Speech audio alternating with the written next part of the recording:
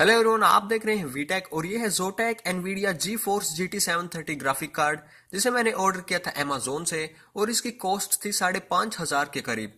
पर इसकी कॉस्ट जो पैकेज पर लिखी है वो है 6,900 के करीब।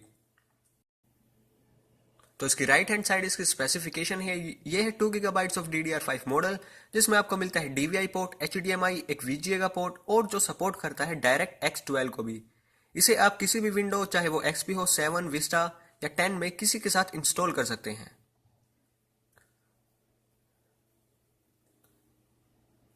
तो ये है इसका बॉक्स और इसके लेफ्ट हैंड साइड है इसकी रिक्वायरमेंट्स कि इसमें इनटू 16 का PCI स्लॉट होना जरूरी है और इसकी जो मिनिमम पावर रिक्वायरमेंट है वो है 300 वोट।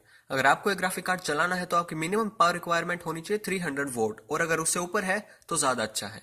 तो चलिए इसे अनबॉक्स करते हैं। तो सबसे पहले हम इसकी सील कट करेंगे, उसके बाद इसे ओपन करो। सबसे पहले आपको मिलती है ड्राइवर इंस्टॉलेशन के लिए एक CD,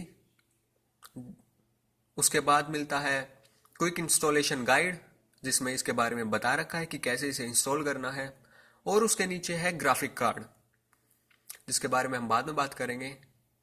ग्राफिक कार्ड के साथ साथ आपको एडिशनल एक्सेसरीज भी मिलती हैं। आपको ये 2 ब्रैकेट्स मिलते हैं जिन्हें आप चाहे तो अपने ग्राफिक कार्ड में लगा सकते हैं। अगर आपको सिंपल एक HDMI का पोर्ट चाहिए या फिर आपको DVI और VGA का पोर्ट चाहिए तो आप जो ग्राफिक कार्ड के साथ ब्रैकेट है उन्हें हटाकर इन्हें भी लगा सकते हैं।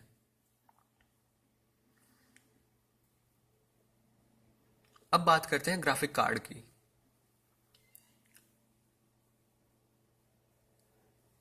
तो ये है जोटेक का GT 730 ग्राफिक कार्ड।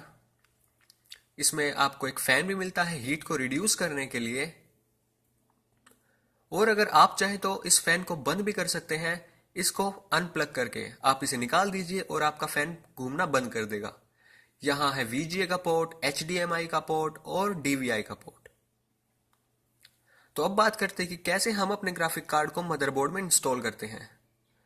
सबसे जरूरी बात क्या है, आप ये ध्यान दीजिए कि आपके ग्राफिक कार्ड को जो PCI स्लॉट चाहिए वो आपके मदरबोर्ड में अवेलेबल है या नहीं। आप अपने मदरबोर्ड का PCI स्लॉट अपनी मदरबोर्ड की मैनुअल में या फिर आप गूगल करके पता लगा सकते हैं। तो अगर वो मैच हो जाते हैं उसके बाद अपने ग्राफिक कार्ड को उसकी तरफ एम कीजिए और उसमें लगाने के लिए उसे थोड़ा सा फोर्स दीजिए, उसको प्रेस कर दीजिए। जैसे आप प्रेस करेंगे वो उसके अंदर फिट हो जाएगा। तो अगर आपने अपने ग्राफिक कार्ड के लिए CPU के किसी भी कंपोनेंट को निकाला था उसे दोबारा से स्क्रू कर दीजिए ग्राफिक कार्ड को लगाने के बाद।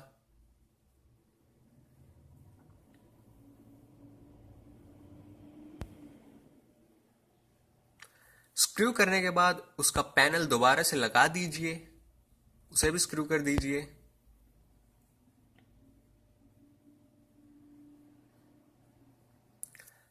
तो अब अगर आपके मॉनिटर में HDMI पोर्ट है तो आप इसे उसे HDMI पोर्ट से लगा सकते हैं और अगर VGA का पोर्ट है तो VGA के पोर्ट से लगा दीजिए। अब बात करते हैं इसके गेमिंग परफॉर्मेंस की।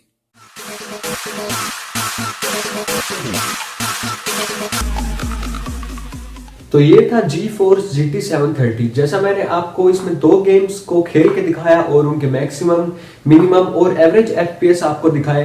तो अब बात करते हैं हैवी गेम्स की, जैसे GTA 5 और राइज ऑफ टॉम राइडर। तो जैसे ही मैंने उन गेम्स को इंस्टॉल किया तो सबसे पहले जो GTA है, GTA 5, वो इंस्टॉलेशन में भी काफ़ी टाइम लेता है। वो लेता है 6 से 7 घंटे सिर्फ इंस्टॉल होने में। और अगर आपकी स्पेसिफिकेशन और भी ज़्यादा कम है, आप में 1 GB रैम है, 2 GB रैम है, तो वो और भी ज़्यादा टाइम लेगा। तो बात करते हैं GTA 5 की। जब मैंने GTA 5 को इस ग्राफिक कार्ड के साथ रन किया तो मैंने रेजोल्यूशन हाई करके भी देखा, लो भी करके देखा, ग्राफिक्स की सेटिंग को भी हाई, मीडियम, लो करके देखा। पर अगर आप रेजोल्यूशन को बिल्कुल लो करते हैं और ग्राफिक को भी बिल्कुल लो रखते हैं, उसके होते हुए भी वो गेम बिल्कुल भी फ्लो से नहीं चल रहा था, वो काफी लैग हो रहा था। तो गेम की रिक्वायरमेंट एक बार देखें तो गेम को चाहिए 4 GB की रैम मिनिमम रैम और 8 GB की मैक्सिमम रैम। पर मेरी जो कंप्यूटर में रैम है वो है 3 GB की DDR3। तो उसके हिसाब से भी वो काफी लैग कर रहा था। और अगर मैंने इसी गेम को एक और कंप्यूटर में चला के देखा जो था i5 जिसके अंदर थी 4 GB की रैम, उसके अंदर इसी ग्राफिक कार्ड की वजह से नॉर्मल मीडियम सेटिंग्स के अंदर और मीडियम रेजोल्यूशन के अंदर गेम खेला जा सकता था, वो भी बिना लैग के।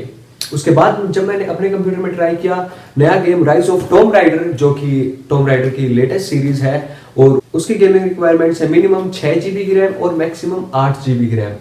और वो गेम जब मैंने इंस्टॉल किया उसी के साथ भी कुछ ऐसा ही हुआ, वो गेम भी काफी लैग कर रहा था, खेलने के लिए बिल्कुल भी नहीं था इस ग्राफिक कार्ड के साथ। और अगर आपकी पीसी की रिक्वायरमेंट्स काफी लो है तो ये ग्राफिक कार्ड्स गेम को ज्यादा अच्छे से हैंडल नहीं कर सकता है। अगर आपकी पीसी की रिक्वायरमेंट्स ठीक है, अच्छी है और आप एक लो प्रोफाइल जीपी लेना चाहते हैं तो फिर ये ग्राफिक कार्ड ठीक है। पर तो जैसा मैंने बताया कि ये एक नॉर्मल बजट ग्राफिक कार्ड है, ये इतना हाई एंड वाला ग्राफिक कार्ड नहीं है कि ये जो अब के गेम है, जो नए गेम है, अगर आपको खेलने हैं तो उनको हाई रेजोल्यूशन पर चला सके। पर अगर जो अब के गेम आपको खेलने हैं तो आपके कंप्यूटर के अंदर इस ग्राफिक कार्ड के साथ रैम भी ज्यादा होनी चाहिए, उनकी रिक्वायरमेंट के हिसाब से 4 या 6 GB तो होनी ही होनी चाहिए। और फिर इस ग्राफिक कार्ड को यूज कर सेटिंग को लो करके आप उन गेम्स को खेल सकते हैं।